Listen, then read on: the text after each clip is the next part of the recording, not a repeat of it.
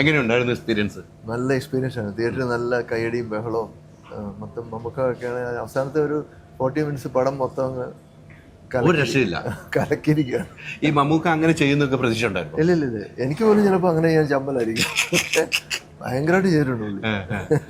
മൊത്തത്തിൽ ഒന്ന് പറയാം, ഈ സിനിമയിലേക്ക് എങ്ങനെയാണ് ബാബുചേട്ടൻ എത്തുന്നത്? അതിങ്ങനെ പിന്നെ ആദ്യം തന്നെ കല്ലൂർ ഡെനിസ് ചേട്ടനാണ് വിളിക്കുന്നത്. അവർ പറഞ്ഞ് മോർണിംഗ് ഇങ്ങനെ ഒരു പടം ചെയ്യുന്നുണ്ട്, അത് വളരെ ഇമ്പോർട്ടൻ്റ് ഒരു ക്യാരക്ടർ, അത് ബാബുവിനെ പോലെ ഒരാൾ ചെയ്താലേ അത് ശരിയാവുള്ളൂ എന്ന് പറഞ്ഞു. ഞങ്ങൾ തമ്മിലുള്ളൊരു ബന്ധം അറിയാമല്ലോ ഡെനിസ് ചേട്ടൻ. പുള്ളി ഞാൻ ഹീറോ ആയിട്ടുള്ള ഒരുപാട് പടങ്ങൾ പുള്ളി എഴുതിയ ആളാണ്. പിന്നെ ഇവിടെ മോനും വിളിച്ചിട്ട് ഇവനും വിളിച്ചിട്ട് പറഞ്ഞു, ചേട്ടാ അത് ഇങ്ങനെയാണ്, നമ്മൾ പല ഓപ്ഷൻസ് നോക്കി, പക്ഷേ ഇതാണ് വർക്കൗട്ട് ആകുന്നത്, മമ്മൂക്കായ്ക്ക് ഇതാണ് താല്പര്യം എന്ന് പറഞ്ഞു. അപ്പം ഓക്കെ എന്ന് പറഞ്ഞു. അങ്ങനെയാണ് നമ്മളിതിലേക്ക് വരുന്നത്.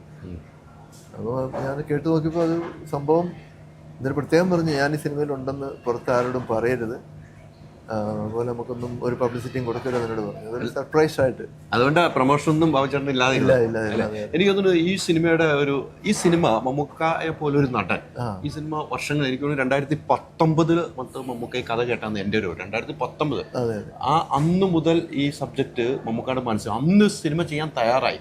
അന്നൊന്നും ഈ പറയുന്ന ഗെയിം കളിയൊന്നും അത്രയും ആക്റ്റീവ് അല്ല. ഒരു പുതു തലമുറയ്ക്ക് വേണ്ടി, ഇനി നടക്കാൻ പോകുന്ന അടുത്ത തലമുറയ്ക്ക് വേണ്ടി ഇങ്ങനെ ചെയ്തു വെച്ച സിനിമയായിട്ട് എനിക്ക് തോന്നിയത്. തീർച്ചയായിട്ടും വളരെ അഡ്വാൻസ്ഡ് ആയിട്ടുള്ള ഒരു ടെക് ഫിലിമാണിത്. ഇങ്ങനത്തെ ഒരു സിനിമ വന്നിട്ടുമില്ല, ഇന്ത്യയിലില്ല എന്നുള്ളതാണ്. പിന്നെ ഫാന്റാസ്റ്റിക് ടേക്കിങ്സ് അല്ലേ, ഞാൻ പടം കണ്ടു, ഇതൊരു ടേക്കിങ്സ് ആണ് വളരെ മനോഹരമായിട്ട്. എത്ര വെച്ചാൽ മലയാള സിനിമയിൽ ഇന്നോളം വന്നിരിക്കുന്നതിൽ ഏറ്റവും നല്ലൊരു ടേക്കിങ്സ് വേണമെങ്കിൽ പറയാം. നല്ല എഡിറ്റിങ്, നല്ല മ്യൂസിക്, നല്ല ഡയറക്ഷൻ, മമ്മൂക്കയുടെ ഗംഭീര പെർഫോമൻസ്, എല്ലാവരുടെയും നല്ല പെർഫോമൻസ്. അല്ല, ഈ മമ്മൂക്കയൊക്കെ സംബന്ധിച്ച് ഒരു പുതിയൊരു ഡയറക്ടർ കല്ലൂർ ടെന്നീസിന് മോൾ എന്നൊരു ലെവൽ മാത്രമേ ഉള്ളൂ. പക്ഷേ എങ്കിലും മമ്മൂക്ക പുതിയ ആളുകളൊക്കെ ചേർത്ത് പിടിക്കുകയാണ്. അതിന്റെ അത് വേറെ എല്ലാവർക്കും കഴിയുമെന്ന് എനിക്ക് സ്വാഭാവികമായിട്ട് തോന്നുന്നില്ല, ഇങ്ങനെ ചേർത്ത് പിടിക്കാനേ. മമ്മൂക്ക നന്നായിട്ട് ഒബ്സർവ് ചെയ്യുന്ന ആളാണ്. പുള്ളിക്ക് നന്നായിട്ട് ഒബ്സർവ് ചെയ്യുന്ന ആളാണ്. പുള്ളിക്ക് ടാലന്റ് ഉണ്ടെന്ന് കണ്ടു കഴിഞ്ഞാൽ പുള്ളി വിടത്തില്ല. അങ്ങനെ ഒരു സംഭവമാണ്. പുള്ളി അത് മനസ്സിൽ വെക്കും, മറക്കത്തില്ല. ഈ പറഞ്ഞ കഥയൊന്നും പുള്ളി അങ്ങനെ മറക്കുന്ന ആളല്ല. ആനയുടെ ഓർമ്മയാണ് നമ്മുടെ പഴയ കാര്യങ്ങളൊക്കെ പുള്ളി എളുപ്പം കാണുമ്പോൾ പറയും, ഒന്നും മറക്കില്ല. ഈ മമ്മൂക്കയായിട്ട് ഈ ലൊക്കേഷനിൽ വെച്ചൊരു കൂടിക്കാഴ്ച ഉണ്ടായിരുന്നല്ലോ, ഒരു രണ്ട് ദിവസം വളരെ തിരക്കിലായിരുന്നു. അന്ന് മമ്മൂക്കായ്ക്ക് സ്റ്റേറ്റ് അവാർഡ് കിട്ടിയ സമയവും കുറെ ഫോൺ കോളുകൾ വരികയും ഒക്കെ. എന്നാലും ഞങ്ങള് സൗഹൃദ സംഭാഷണം, ഞാൻ ക്യാരവനകത്ത് കയറി കുറെ സംസാരിക്കുകയൊക്കെ ചെയ്തു. നമ്മുടെ ഒരു ഇംഗ്ലീഷ് പടത്തിന്റെ ഒരു പോസ്റ്റർ പുള്ളി മമ്മൂട്ടി കമ്പനിയിൽ അത് പബ്ലിഷ് ചെയ്തു. ഞാനും മോനും കൂടെ അഭിനയിച്ചു, 2 മക്കളും കൂടെ അഭിനയിച്ച പടമൊക്കെ ഷെയർ ചെയ്യുകയൊക്കെ ചെയ്തു.